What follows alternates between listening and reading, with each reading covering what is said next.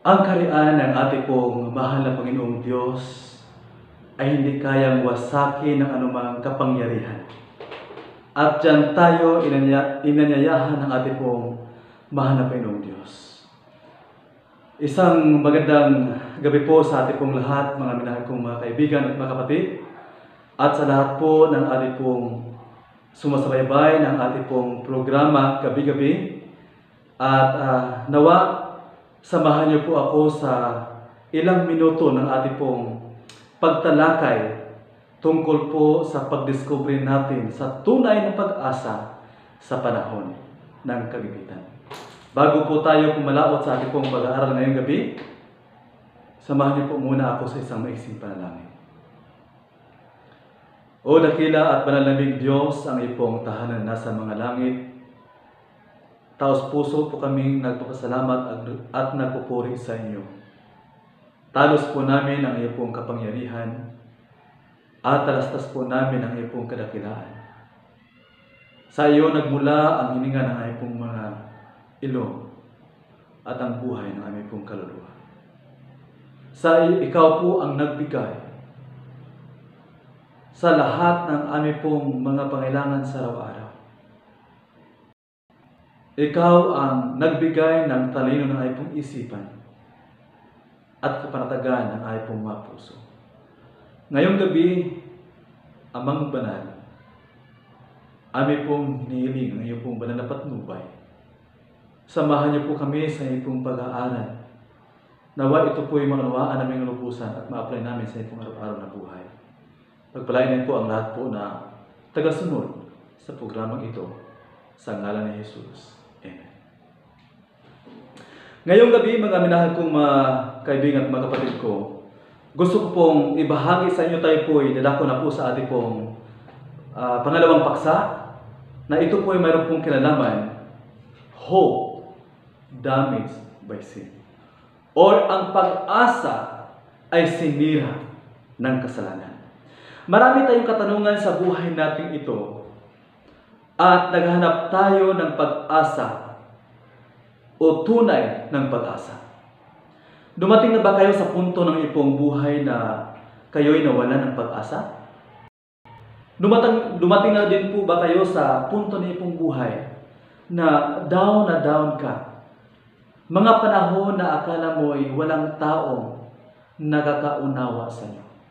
Wala kang katuwang at lagi lang ikaw ay nag-iisa. Alam niyo, mga minahal kong mga kaibigan at mga kapatid, mayroon po akong ibahagi sa inyo ngayong gabi na sa Kanya lamang natin masumpungan ang tunay na pag-asa.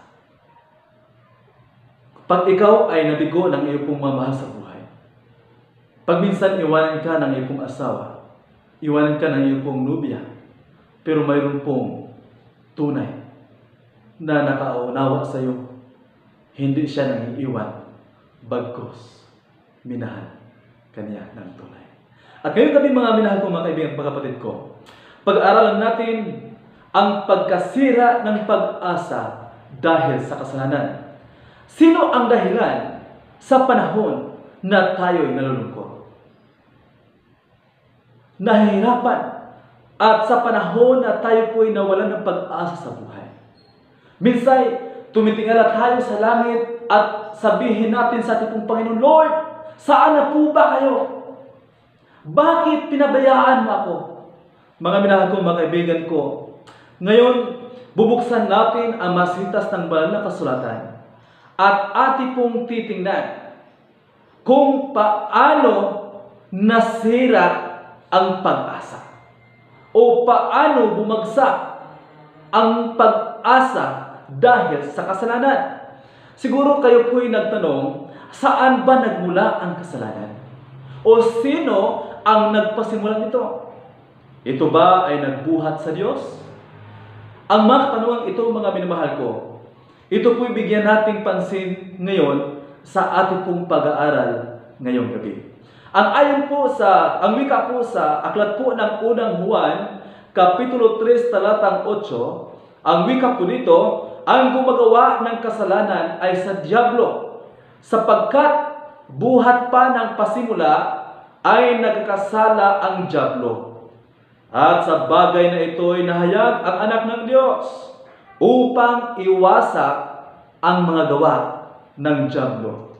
Mga minahal ko mga kaibigan, saan po ba nagmula ang kasalanan? Alam po natin na ito po'y nagmula sa dyablo, buhat pa ng pasimula. Ngayon, gusto ko pong idalhin ko po kayo sa isang kasaysayan kung paano nagsimula ang pagbagsak ng pag-asa. Paano pumasok ang kasalanan? Titingnan natin ngayon mga minamahal ko, ang nilalang ng Diyos nang siya po'y dalangin bilang isang anghel na sakdal. At titingnan natin ngayon, nung buhat na siya po'y dalangin ng ating pong mahal na Panginoon, ang wika po, ang ulat po sa banal na kasulatan, sa aklat po ng Ezekiel Kapitulo 28, talatang 13. Ang wika po dito, ikaw ay nasa Eden, na hanamanan ng Diyos.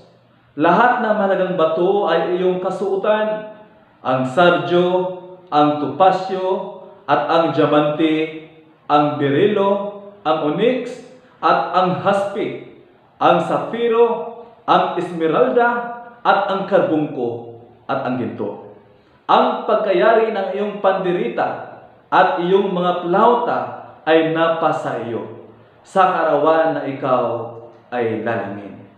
Sa talatang 14, ikaw ang pinahirang kirubin na tumatakip at itinatag kita na ano pat ikaw ay nasa ibabaw ng banal na bundok ng Diyos. Ikaw ay nagpanhik manaog sa gitna ng mabatong mahalaga. Mga minahal ko mga kaibigan at mga kapatid ko, narito inilarawan ng isang nilalang na sakdal ang kanya pong isang nilikha. At itong nilalang na ito, mga minamahal, ang tawag po natin sa kanya at sa banal na kasulatan ay si Lucifer.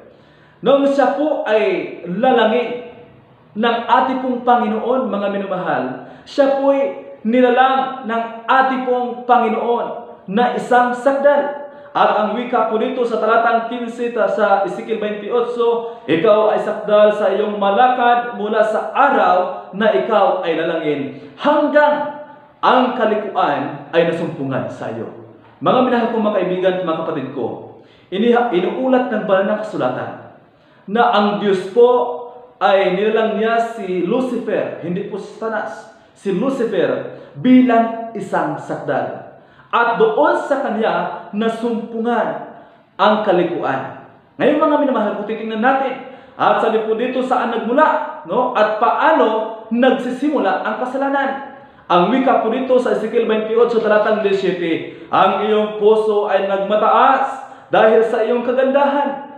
Iyong ipinahamak ang iyong karunungan dahil sa iyong kanindingan. Aking inihagis ka sa lupa, aking inilagay ka sa harap ng mga hari upang kanilang masdan ka. Kaibigan at minahal kong mga kaibigan at mga kapatid, ang wika po dito, talagang inihagis dito ang dyablo sa lupa. At kung ayon po sa ulat ng Isaias Kapitulo 14, pagpatuloy po mga minamahal ko, Isaias 14 talatang 12, ano't nahulog ka mula sa langit o tala sa umaga?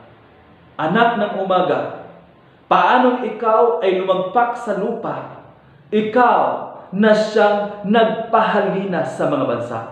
Kaibigan at mga kapatid ko, ang ibig sabihin po sa pangalang Lucifer, siya po ay tinatawag na son of the morning or tala ng umaga o anak ng umaga.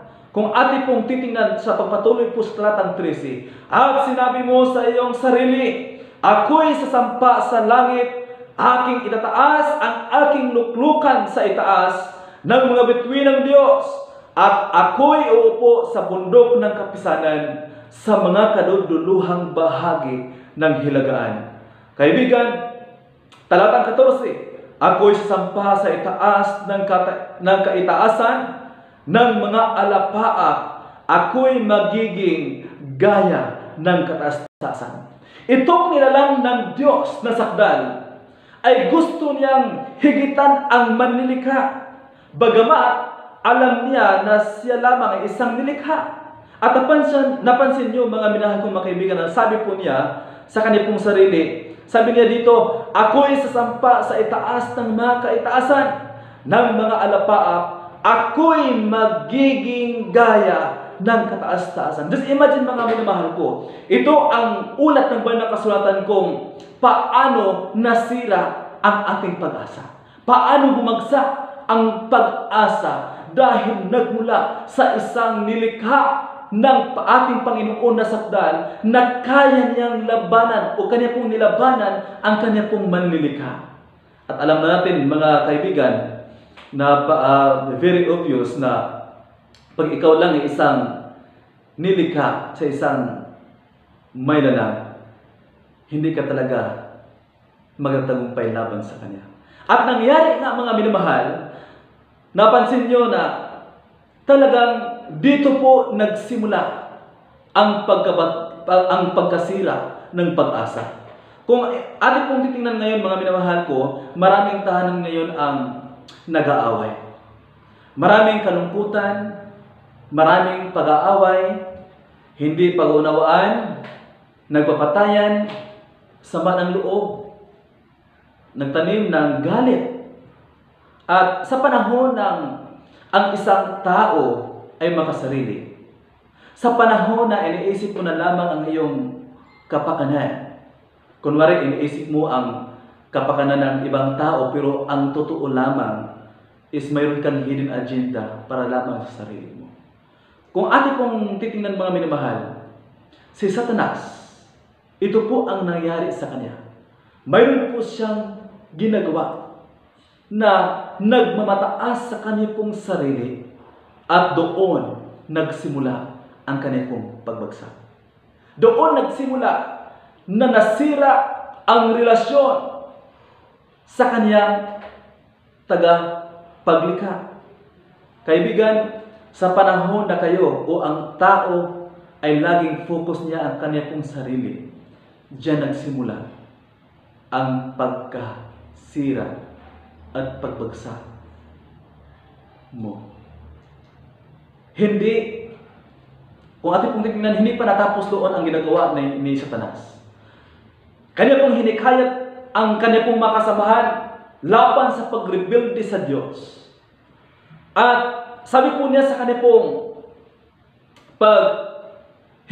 paghikayat doon po sa kanya pong makasamahan, inukusahan o akusahan niya ang Diyos na ang Diyos daw ay isang Diyos na mahigpit.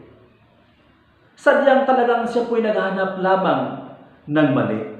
At ito po ang nangyari sa kanya mga minahal kong mga kaibigan.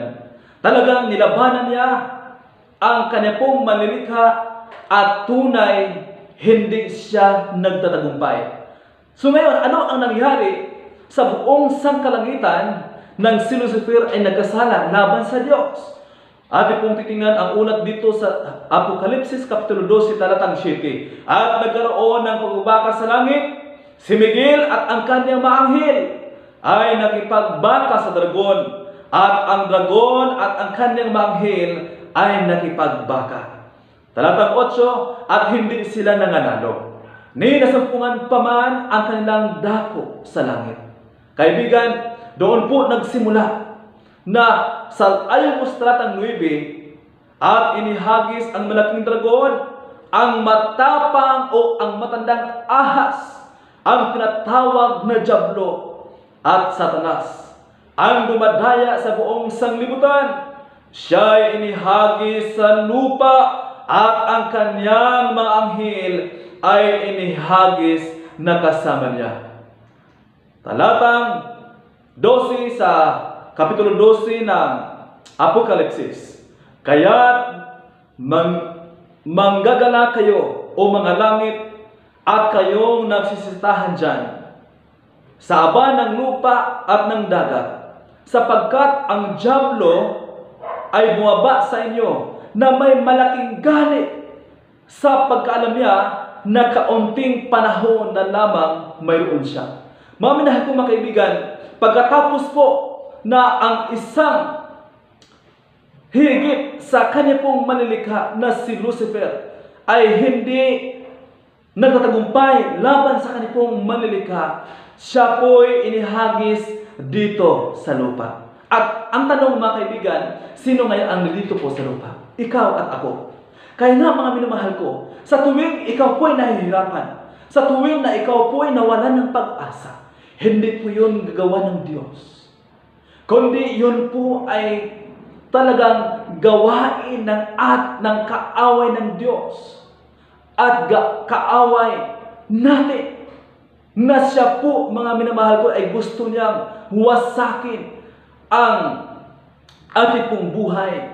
Tayo po'y mawalan ng pag-asa. At ang wika po dito, siya po ay mayroon pong malaking galit. Iba kasi yung tinatawag na galit. Halimbawa, sabihin natin, galit ako sa iyo. Tumabi ka na nga. Oy, galit na galit ako sa iyo. Ang wika po dito mga kapatid sa Tagalog, ang Satanas, mayroon po siyang malaking galit. Iba yung ibig sabihin, mayroon pong malaking galit. Dahil, ang wika po dito, dahil alam niya na kaunting panahon na lamang mayroon siya. So, doon nagsimula mga minamahal ko, ang istorya ng pagkakasala ng tao, at ito po ay nagmula doon sa Hardin ng Eden. Na si Satanas, siya po ngayon ay nagpakunwaring magandang ahas. Ngayon, ito na po ang nangyari mga minamahal ko. Tandaan niyo, si Satanas ay nagpapakunwaring magandang ahas. Kahali-halina, maganda sa paningin, kaakit-akit. At ang tawag diyan ay tukso. At nangyari nga na ang ating pong mga unang magulang na sina Eva o Adan at si Eva ay tinutukso. Ngayon, tanungin ko po kayo mga kapatid. Matutukso po ba kayo sa isang bagay na pangit? O natukso ba kayo pag hindi naman kagandahan? Siguro sabihin niyo hindi. Mga minahal kong mga kaibigan at mga kapatid ko, tandaan po ninyo na si Satanas ay nagpapakunwaring magandang ahas. Kaakit-akit, at doon nagsimula ang pagbagsak ng pag-asa ni Adan at ni Eva. Alam niyo kaibigan, kahit nga sa ating buhay, kadalasan nangyari sa atin, wala naman talagang tukso na hindi maganda sa paningin natin. Ang kaaway po ay hindi gumagamit ng pangit sa ating pong paningin. Siyempre siya po ay gumagamit ng kakit-akit, kaiga-igaya sa ating pong mga mata upang ikaw po ay matukso. Halimbawa ngayon sa mga material na mga bagay, maraming tao ngayon ang naglaan ng maraming panahon para lang sa bagay na ito. Pero ito lamang po ay pansamantala. At nalimutan natin ang pinakamahalaga sa buhay natin, na ito lamang ang dahilan upang lumigaya tayo, upang magkaroon tayo ng tunay na pag-asa sa piling ng ating pong Panginoon. At nangyari nga mga minamahal ko, ang ulat po dito sa aklat po ng Genesis, Kapitulo 3, talatang 1, ang ahas nga ay lalong tuso kaysa alinman sa mga hayop sa parang na nilikha ng Panginoong Diyos. At sinabi niya sa babae, ito mga kapatid, kinausap ni Satanas si Eva, no? At sabi po dito, tunay bang sinabi ng Diyos, huwag kayong kakain sa alinmang punong kahoy sa halamanan? So, ang nangyari ngayon mga minamahal, si Eva, ang Satanas ay nakipag-usap doon sa babae. At ang nangyari ngayon, siya naman, ang babae ay nakipag-usap din doon sa ahas. At sabi po sa talatang 2, at sinabi ng babae sa ahas, sa bunga ng punong kahoy sa halamanan ay makakain kami. Datapwat, talatang 3, datapwat sa bunga ng punong kahoy na nasa gitna ng halamanan ay sinabi ng Diyos, huwag kayong kakain niyaon, ni huwag ninyong hipuin, baka kayo'y mamamatay. Ang simula ng ang tao ay nagkasala, mga minamahal ko, ay talagang nagdududa doon sa sinasabi ng kanya pong o ng ating Panginoon. Si Eva, nung simula o nang siya po'y pinapansin po niya ang isang tukso at nakinig po siya, pumasok sa kanya pong isipan na nagdududa siya sa sinasabi ng Diyos sa kanya. Kaibigan, sa panahon na ikaw po ay nagdududa sa sinasabi ng Diyos sa iyo, sinasabi ng Diyos sa atin, doon nagsimula na ikaw po ay mapahamak ng iyong pong buhay. Ang Diyos ay kailanman hindi magkakamali. Pero ang sabi po ng kaaway, hindi. Ang sabi ng Panginoon, ito ay dapat mong gawin. Ang sabi naman kaaway, hindi, ito dapat, ito ganyan. At ang sabi po sa talatang 4, at sinabi ng ahas sa babae, tunay na hindi kayo mamamatay. Nangyari nga, mga minamahal, na sabi ng diablo o ng ahas sa talatang 5, sapagkat talastas ng Diyos na sa araw na kayo'y kumain niyaon ay madidilat nga ang inyong mga mata at kayo'y magiging parang Diyos na makakilala ng mabuti at masama. Pansinin niyo mga minamahal, gaano kagaling si Satanas. Parang sinabi ni Satanas kay Eva, sinabi ng Diyos, yan kasi ay ayaw ka lang niyang lumigaya. Dahil pag kayo po ay kumain, madilat ang iyong mga mata at kayo magiging parang Diyos. Mga kapatid, pag minsan inaakala natin na nagdudamot ang Diyos sa atin. Pag minsan tayo po ay nag-iisip na nagkamali ang Diyos. Hindi totoo ang Diyos, unfair ang Diyos. Pag minsan, iniisip lamang natin ay ang pansamantala lamang na kaligayahan.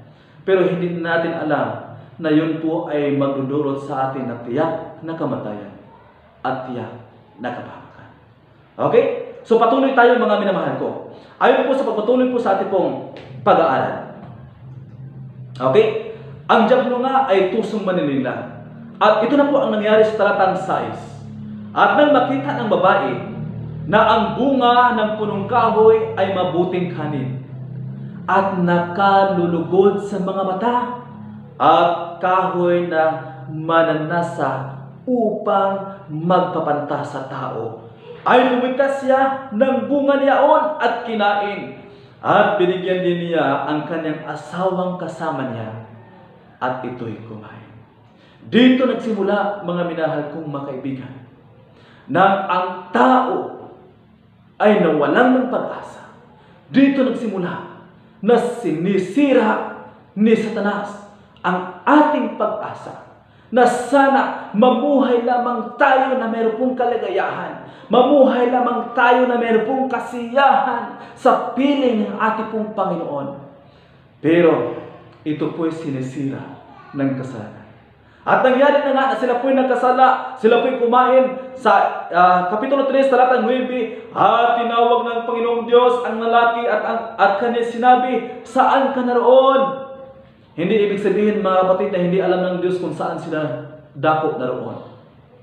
Ang ibig sabihin ng Diyos, gusto lang na makilala nila kung ano po ang kailan pong ginagawa. Pero instead na sila po'y